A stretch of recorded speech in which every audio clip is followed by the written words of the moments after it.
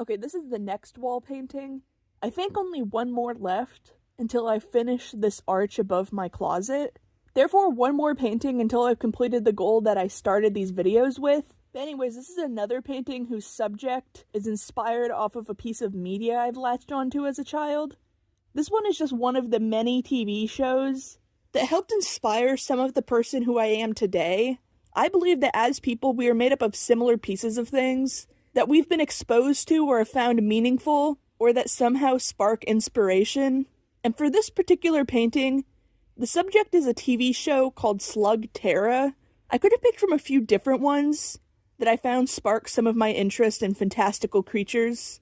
Other ones I remember being Kaijudo, or Gravity Falls, or even My Little Pony. The latter I'm only not embarrassed to admit, because at the time I was the target demographic of preteen girls. This one, Slugterra, was set miles underground and was sort of like Pokemon, but with collectible slugs as the magical creatures that you shot out of a gun. Get it, like slugs, which is also the name of a type of bullet for guns.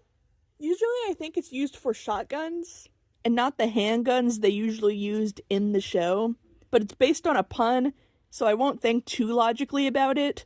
But the slugs weren't the only cool creatures. There were also fantastical fantasy races, like these blue cave trolls and mole people, and these creatures called the Shadow Clan, and they even had their own version of demon-like creatures called Darkbane. The world that's set up is actually super interesting. I wish they focused on it more, since from what I remember, the show is mostly episodic, with only a few storylines taking place over multiple episodes. Speaking of world building, they rarely used anything resembling cars. They have trains, but the main vehicle were these mech animals, and they were and still are the only fantasy vehicle I've ever wanted from a piece of media. I never wanted a fancy spaceship or a tank or anything like that, but these robo-animals are just super neat. I think they even had names, just like how the different slugs were nicknamed by the main character. I think the main character's wolf mech was named Lucky. Halfway through this painting, I realized I wanted to add him, but as a shut down, abandoned machine in this cave. I'm also doing my own thing and designing my own slug creatures. I've always been obsessed with the idea of dragon slugs, if only because I have my own pun in mind for those. I like shortening their names to drugs for dragon slugs. And I always love the idea of making little fake terrariums for these creatures and telling someone I got them a jar of drugs, but it's actually a little dragon slug terrarium.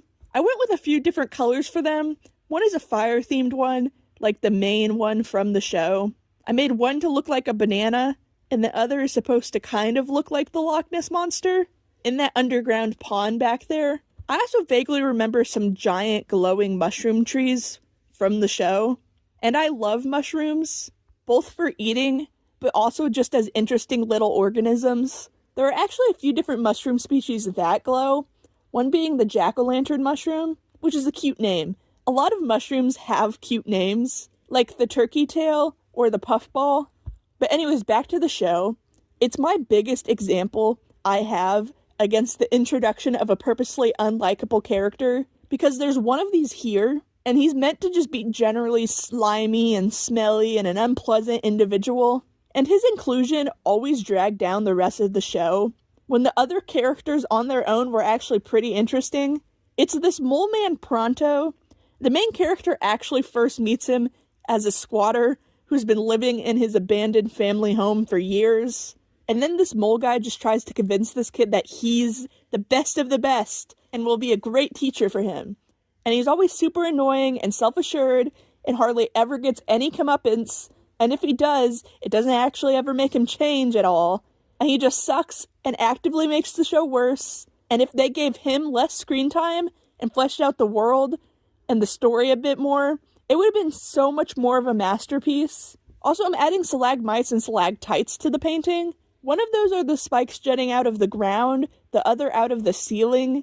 And the best way I've found to tell them apart is to come up with a separate creature design for them. That being the stalagmite, like mite as in bug. And those would scurry on the ground, because stalagmites are the ones on the ground. Caves and underground ecosystems are such a fun opportunity for creature design or world building.